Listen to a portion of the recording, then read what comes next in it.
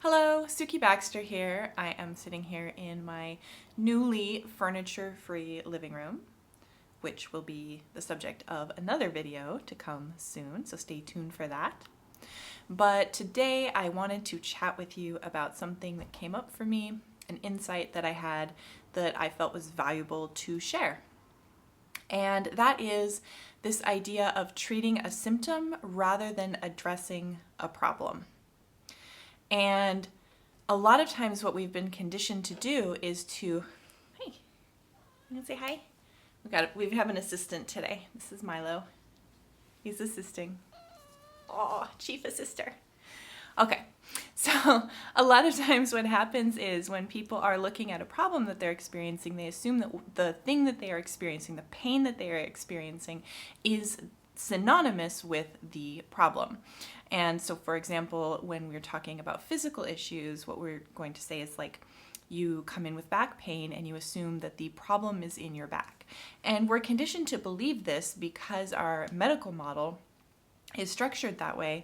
In fact, in order to get something treated, you have to go to a doctor and get a diagnosis code, or your insurance company actually won't cover it. And a lot of times the diagnosis code will limit the treatment to a specific area of your body. So for example, if your shoulder is problematic and you get diagnosed with shoulder pain, it can be that your PT, your massage therapist, whoever is helping you, is only limited to working on the localized area of your shoulder. Never mind the fact that your shoulder connects to your ribs, which connects to tissue in your low back. I have people who come in where when we're working with them, we have to address hip issues in order to resolve shoulder issues, foot issues. You're a whole person. And I'm reminded of an Ida Rolf quote, who was the founder of Rolfing. And she used to say, if your symptoms get better, that's your own tough luck.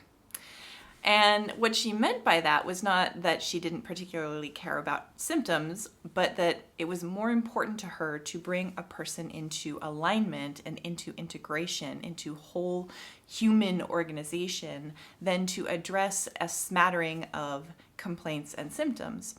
And what happened was that by ignoring the symptoms and instead going to a deeper level of person and integration and really addressing more core anatomical, more core alignment issues, much deeper change happened. And not only did symptoms resolve to the extent that people were seeking her out and asking to learn the kind of work that she was doing because it was so effective, but there was a cascade of effect into mental tension and emotional tension, blocked emotions that were stored inside of a person. Those things tended to resolve as well as the whole person came into integration.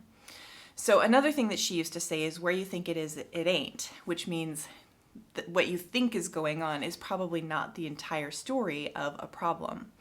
And while I'm talking about how this applies to our physical bodies, I do believe and have observed that this plays out in our lives in many different ways. So there are lots of areas in our lives where we experience pain, metaphoric pain, not actual physical pain, but we may experience emotional pain, or we may experience the pain of maybe financial troubles, we may experience relationship issues, we may experience all kinds of different things that are perpetuating patterns in our lives.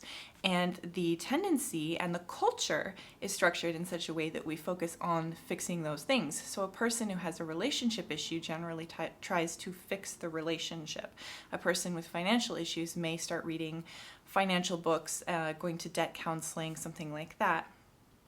But very rarely do we think about bringing ourselves into more alignment. And this is a much different way to resolve a problem, and I do believe that it is a much more effective way, because when you get on the train of symptom, focus on the symptom, fix the symptom, what happens is that the underlying foundation for that is still the same. And so when you see people who seem to get into the same patterns over and over and over again, or if you're somebody who has been frustrated by your inability to change a certain pattern in your life, and maybe despite having tremendous success in many areas, but there might be one area of your life where you really struggle, whatever that is, maybe it's your health, maybe you struggle to exercise, or you have struggles with food, or you may be somebody who deals with financial stress, or it can be anything. There can be all kinds of different areas where we struggle. And you may notice that these things come around again. Well, it's because it's very similar to putting a Band-Aid on basically like a gaping wound. Like somebody surgically opened you up and you put a Band-Aid on that. It's not a long-term fix. It might hold you together for a little while, but ultimately the underlying circumstances haven't changed. And as that Band-Aid gets really dirty and wet, eventually, as Band-Aids do, it's going to fall off and you're going to have the underlying wound. You've just basically covered it up with, a bandage, a covering, something that hid the underlying circumstance, the underlying situation. So this is a much different way to approach resolving problems, and I like to use this approach at every area of my life. It's definitely something that I'm revisiting as well. As I mentioned, I am looking at a living room that is empty of furniture, which is very freeing. So I'm working on coming into better alignment as well by letting go of things that don't feel right in my life. And I think this is super powerful, because this is the kind of transformation that can leapfrog us to different levels of consciousness, where we can start to actually perceive a new reality and write a new story for ourselves. And it has cascading effects in our lives. So another thing that Ida Rolf used to talk about is just because she was putting her hands on a person's body, it didn't mean that the only thing she was affecting was the person's body.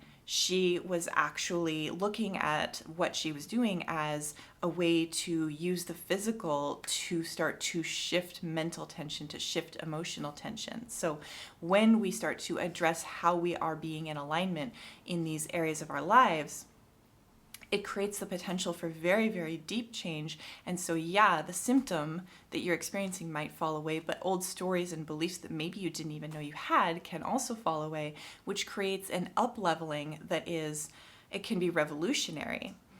I was watching a talk by the transformational comedian Kyle Cease recently. I don't remember which talk this was in, but I will link to his YouTube channel in the notes below, because he's got some really great videos. And he mentioned that, I believe it was the Liam Neeson movie called Taken. In any case, I vaguely remember this movie, but the main character is a dad. His daughter gets kidnapped, and the whole movie is trying to get her back. And then he gets her back, and then they're at normal. And Kyle Cease pointed out that is a lot of the narratives that we face, and it's a lot of how we address problems. It's definitely how our medical system addresses problems. It is not at all concerned with you thriving and up-leveling, no matter how much individual doctors might be interested in that. The system itself is all about just maintaining vital signs. And so in this movie, they get the daughter back, and then they just go on from there, and that's it. There's no up-leveling, there's no change, there's no transformation that's happened, there's no new world that's created, there's no change in consciousness, no realization. It's just, okay, we were eating breakfast, and then the kid gets taken, and then, okay, now we're eating dinner, or whatever. And so when you start to really look at problems from a much deeper alignment-based level, that's where we start to create new worlds for ourselves. We create a whole new reality, which most people would enjoy. Most people would like to feel, at least the people I've had conversations with would like to feel a little freer, if only inside their own hearts. All right, I hope that this has been helpful and educational. I'm Sukie Baxter. If you'd like to see future videos, I'd love it if you would click the subscribe button, and I will look forward to seeing you in the next one. Thanks so much for being here.